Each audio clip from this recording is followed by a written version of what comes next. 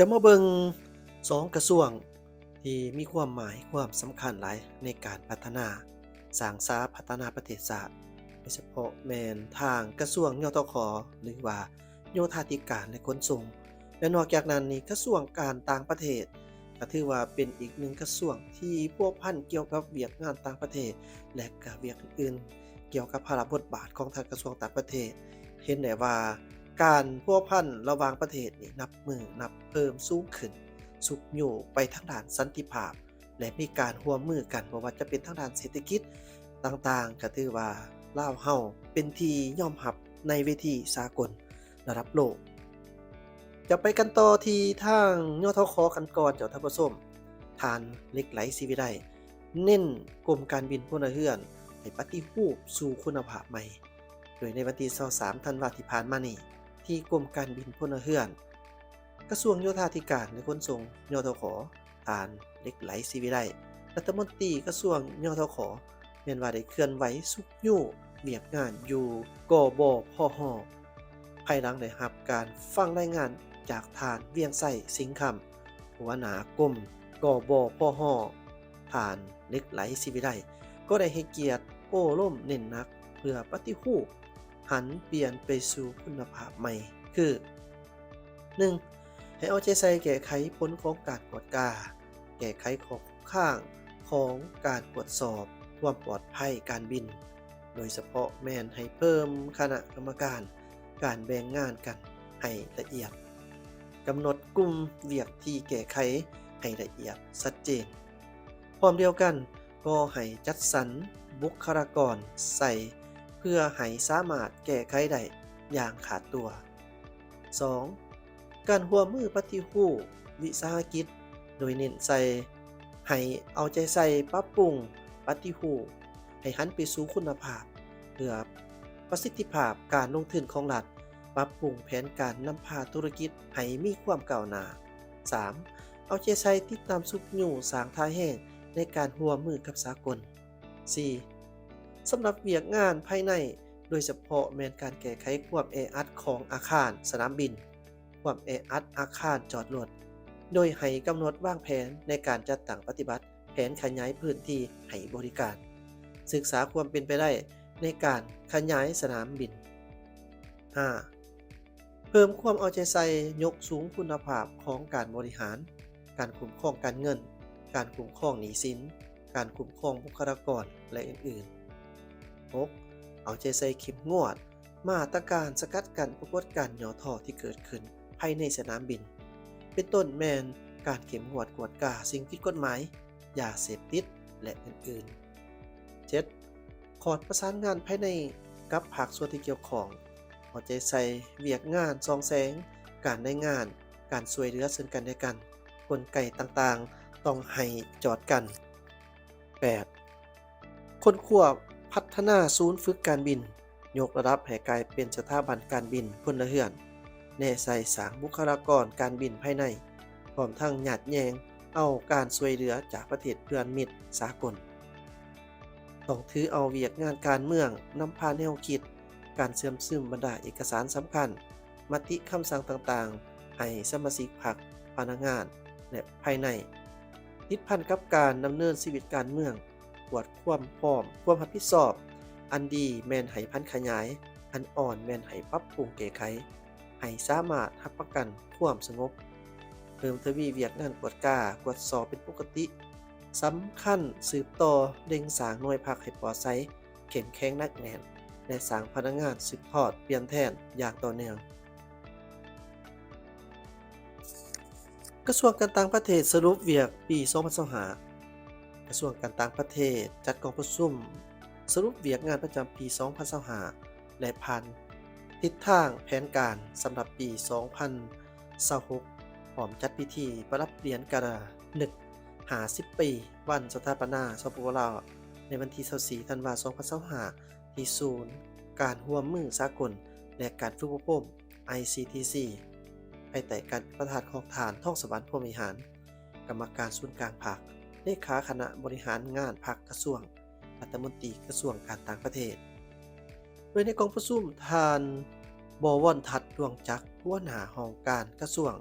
ได้ผ่านบทรายงานสรุปที่ราคาหมากผลของการเคลื่อนไหวเวียกงานการต่างประเทศประจำปี 2025 และแผนการจุดซุ้มสำหรับปี 2026 ในนั้นท่านได้กล่าวในปี 2025 นี้เป็นปีสำคัญที่มีหลายเหตุการณ์ที่สำคัญระดับชาติที่ทางกระทรวงการต่างประเทศได้ตั้งหน้าประกอบส่วนเขาร่วมเฉลิมฉลองถึงว่าการเคลื่อนไหวเวียกงานการต่างประเทศในปี 2025 ในท่ามกลางสภาพแวดล้อมภาคพื้นและสากลสืบต่อมีการพันแปรไปในทิศทางที่สับสนและขาดคะเนได้ยากแต่การเคลื่อนไหวเวียกงานการต่างประเทศยังสืบต่อได้รับผลสำเร็จในหลายด้านหลายระดับและหลายขอบเขตทั้งในขอบ2ฝ่ายและหลายฝ่ายเป็นต้นแมนในคนขั้วขึ้นแผนการเยี่ยมยามต่างประเทศและเขาความกองประชุมระดับภาคพื้นและสากลให้แก่การนำขั้นสูงอย่างมีจุดสูงมีประสิทธิภาพและบนพื้นฐานประหยัดมัธยัสถ์เคียงคู่กันนั้นบรรดาสำนักงานผู้ตั้งหน้าแห่งสปปลาวประจำอยู่ต่างประเทศก็คือบรรดานักการทูตลาวก็ได้เคลื่อนไหวเวียกงานการทูตการเมืองการทูตเศรษฐกิจการทูตภาคเอกชนและการทูตวัฒนธรรมอย่างต่างหน้าและมีผลสำเร็จสูงสามารถค้นคว้าหยาดแยงเอาการร่วมมือจากภายนอกและการสนับสนุนช่วยเหลือจากสากลได้อย่างหลวงหลายปกป้องได้สิทธิผลประโยชน์อันชอบธรรมของสปปลาวอยู่เวทีภาคพื้นและสากลรวมถึงการค้นคว้าดึงดูดคนเชื้อสายลาวอยู่ต่างประเทศต่างๆสามารถดึงดูดเอาการลงทุนจากต่างประเทศการท่องเที่ยวและการร่วมมือทางด้านเศรษฐกิจมาสู่ประเทศชาติได้อย่างมีประสิทธิภาพและมีท่วงทาเพิ่มขึ้นประกอบส่วนสำคัญเขาในการพัฒนาเศรษฐกิจสังคมเป็นแต่ละระยะในโอกาสนี้ทานท่องสวรรค์พรหมวิหารได้ให้ทิศสีน้ำและเรียกห้องให้ทั้งคณะนำและขันและพนักงานอัตกรทุกคนทั้งอยู่ภายในและต่างประเทศจงสืบต่อเสริมขยายผลสำเร็จที่ญาติพระใดทั้งได้เน้นใส่บางเวียกที่สำคัญคือให้พร้อมกันสืบต่อรักษาความสามัคคีสืบต่อเคลื่อนไหวอยู่ในทาบุกมีความทันสมัยรับประกันเวียกงานการเป็นเสนาธิการทั้งด้านเวียกงานการต่างประเทศให้แก่ขันเทิงและญาติเอาผลประโยชน์สูงสุดมาสู่ประเทศชาติโดยยึดมั่นในแนวทางการต่างประเทศสันติภาพเอกราชมิตรภาพและการร่วมมือตามทิศนำเพิ่มมิตรลดพรศัตรูปฏิบัติตามทิศนำการทูตป้องกันเหตุและบุกทะลุเพื่อภารกิจปกปักรักษาและสร้างสาพัฒนาประเทศชาติและสืบต่อจัดตั้งพันขยายมติกองประชุมใหญ่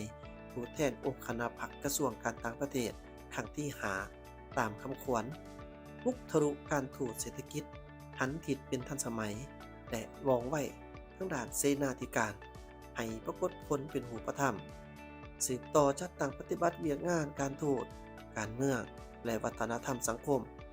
นำใส่เทคโนโลยีที่ทันสมัยเพื่อยกสูงคุณภาพและความว่องไวในการเป็นเสนาธิการทั้งด้านการต่างประเทศให้แก่พรรคในรัฐบาลสืบต่อเอาใจใส่เวียกงานการศึกษาอบรมทั้งด้านการเมืองแนวคิดให้แก่สมาชิกพรรคพนักงาน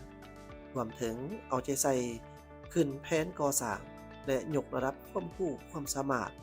นักการทูตพนักงานรัฐกรให้เป็นรูปธรรมเอาใจใส่ติดตามและการจัดตั้งปฏิบัติบรรดาโครงการต่างๆตาม4แผนงานและ36โครงการในระยะปี 2026 ถึงปี 2030 ของกระทรวงการต่างประเทศ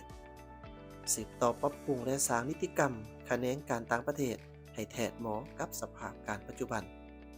สืบต่อเอาใจใส่เวียกงานโฆษณาและเผยแพร่บรรดาแนวทางนโยบายของพรรครัฐนิติกรรมที่พัวพันกับเวียกงานการต่างประเทศการค้นคว้าคนเชื้อสายลาวอยู่ต่างประเทศและอื่นๆให้บรรดาสำนักงานต่างหน้าการทูตสปปลาวประจำอยู่ต่างประเทศสืบต่อเคลื่อนไหวเพื่อยกสูงและหัดแหนนการร่วมมือกับประเทศเจ้าภาพหรือองค์การจัดตั้งสากลต่างๆไปเคียงคู่กันนั้นก็ให้เอาใจใส่เคลื่อนไหวเวียกงานการทูตเศรษฐกิจให้หลายขึ้นรวมทั้งยกระดับการพัวพันทางด้านเศรษฐกิจกับประเทศเจ้าภาพให้สูงขึ้นเพื่อญาติเอาผลประโยชน์สูงสุดมาสู่ประเทศชาติ ในโอกาสเดียวกันก็ได้มีพิธีประดับเหรียญการระลึก50 ปีวันสถาปนาสปปลาวให้แก่คณะนำกระทรวงพนักงานประจำการและพนักงานบำนาญผู้ที่มีเงินไขจำนวน635ทางขอขอบใจข้อมูลจากทางกระทรวงการต่างประเทศ